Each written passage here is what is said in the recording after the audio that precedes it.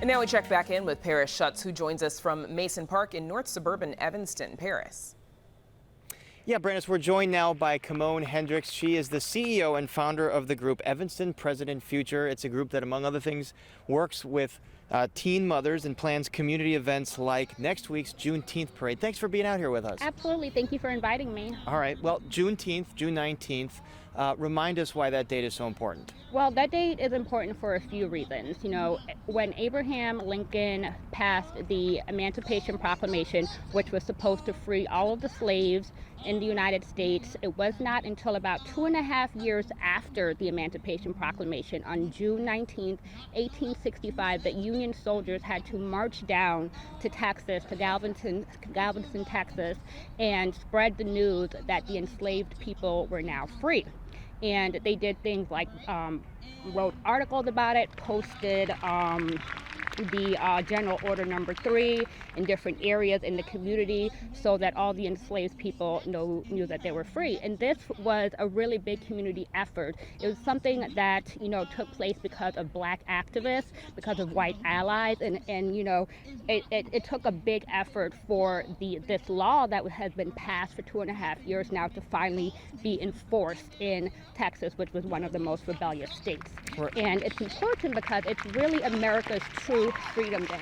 July 4th, 1776, I believe it was, everyone was not free then. So what are we really celebrating that day as Black people? So, it's pretty much the only celebration in America that commemorates it as the way it is, freedom delayed. So June 19th, the real date of freedom for all Americans. Right. And tell us what Evanston and what you plan to do here in Evanston on Juneteenth.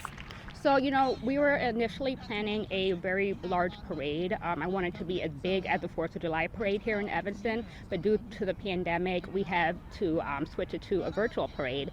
And we're going to do several things. So on June 19th, we're going to have a virtual celebration that will have a lot of speakers, a lot of musical performances, a lot of dancers, a lot of really artistic creativity, and, us being able to express ourselves as a community in the support of the Black community in Evanston, and Freedom Day is Juneteenth.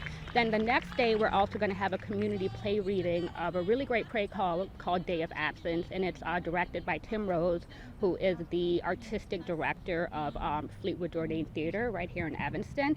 And then the following week, we're going to have a car parade on June 27th. So I pulled together multiple efforts in order to really give the community a chance to learn what Juneteenth is, because there's a lot of people that still don't know what it is. And we're also going to have a few pop-up shops. I am collaborating with a lot of Evanston Black-owned businesses to participate in Juneteenth, and it's going to be great.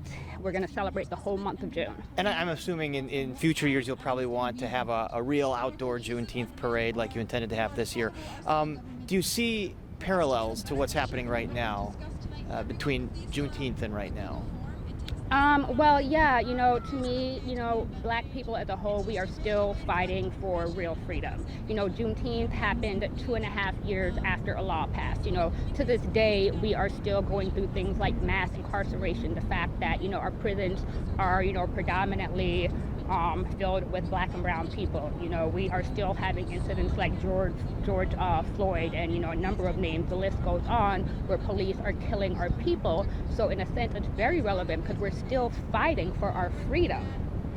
In Evanston, we spoke with the mayor earlier. There's a fund for reparations that could be as much as $10 million. How significant is that for you as an Evanston resident? Oh my God, that's extremely significant. When Alderman Robin Ruth Simmons started this movement, I was so excited that there is a real effort behind it and that the city council passed it. She's been doing an amazing job pushing reparations, and I can't wait to see what happens with it. All right, Kimone Hendricks, thank you so much for joining. Best of luck with all your efforts. Absolutely. Thank you so much. All right. And Brandis will be back to wrap things up in just a bit, but now we toss it back to you. Month-long celebration of Juneteenth, Paris. Thank you.